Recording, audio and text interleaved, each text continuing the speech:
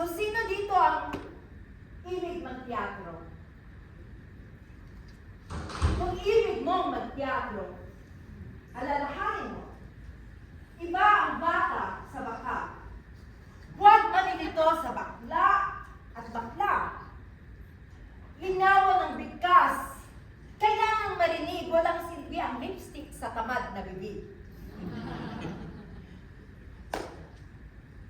Maraming taon na rin ang lumipas mula nung yumao ang taong umakay sa amin sa entablado. Ngunit hanggang ngayon, sa aking pandinig, umaalingaw-ngaw ang matalas niyang tinig. Matindi ang dating ng dating maestro.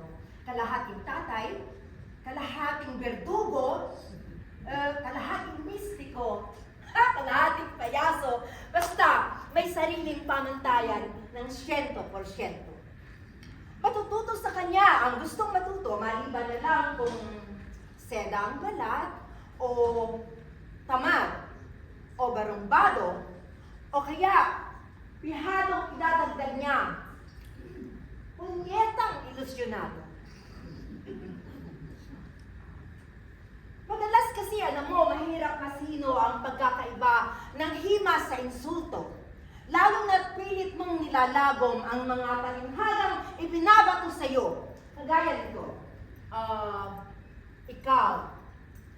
Oo, ikaw. Ang mikrobyong ikaw kailangang magkabagwis. Huwag titipirin ang luha at pawis at iyong makakamtan sa dulo ng lahat ang ultimong luwalhati ng pagiging isang ipis. Mahirap ba maintindihan? Ganon. Siguro, ang dapat lang kailangan hiniin, ano ba talaga ang pinupunto ng bawat biro niya o sigaw o karinyo? Isang gabi halimbawa, sa gitna ng ensayo, Hoy! Ano ba? Masyadong malikot! Para kang trompo! Ikot ka ng ikot! Nag-iisip ang paa. Dapat aking dalaginting. Classical play ito. Huwag kang magtinikling. At minsan naman, pagkalambing-lambing, kumikislap ang matang lumapit sa akin. Ang sabi, hindi ka dito iha. At matanong kita, yun bang nawala sa iyo, nahanap ko na? Perdible ba ito, heroin, o balya? Ano ka mo? Walang kahit anong nawawaglit sa'yo? Ay, gano'n naman pala, bakit buong palabas wala kang ginawa, kundi tumingin sa sahig?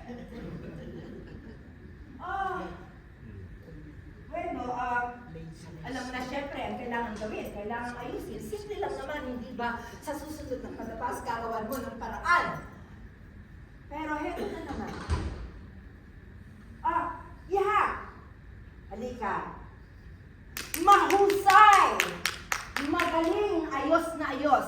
Ngayon, ikwento mo sa akin, kamusta naman ang kalastasan ninyo ng Diyos?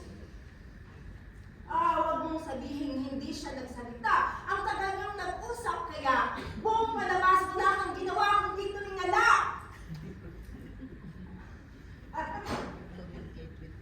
Wala may dadahilan.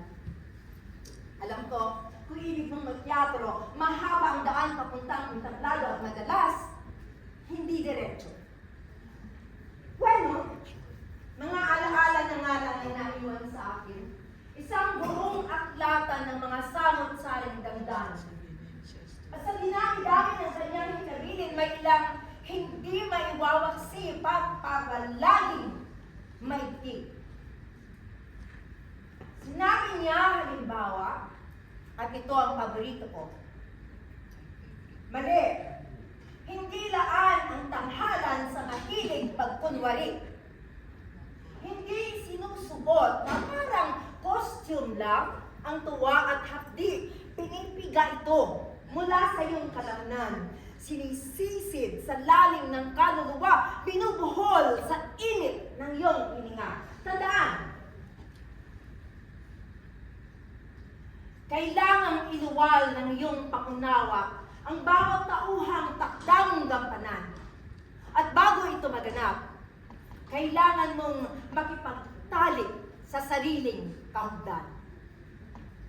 At isa pa, anong iniiyak-iyak ninyo sa ating pamamaagaw? Hindi iniiyakan ang mga alaala.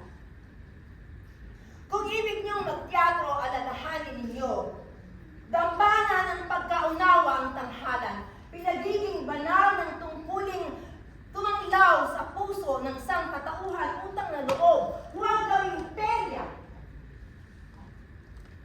Huwag gawing karirahan. O rampa. O bilangguan. Hindi iniiyakan ang mga alaala. Bagkos, sinusuri, tinitimbang, isinasahog pabalik sa buhay, ihinahanap ng bagong kahulugan. Oo, alalang-alala ko, kung ibig kong magteatro, tungkulin kong maging makabuluhan. Pandayin ang sarili, itaas ang antas, ibuhos ang lahat ng kailangang ilabas.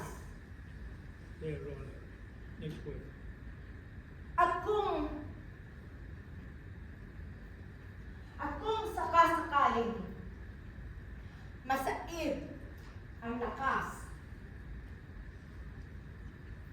mamutla ang pangarap, huminto ang oras, hindi manghihinayang.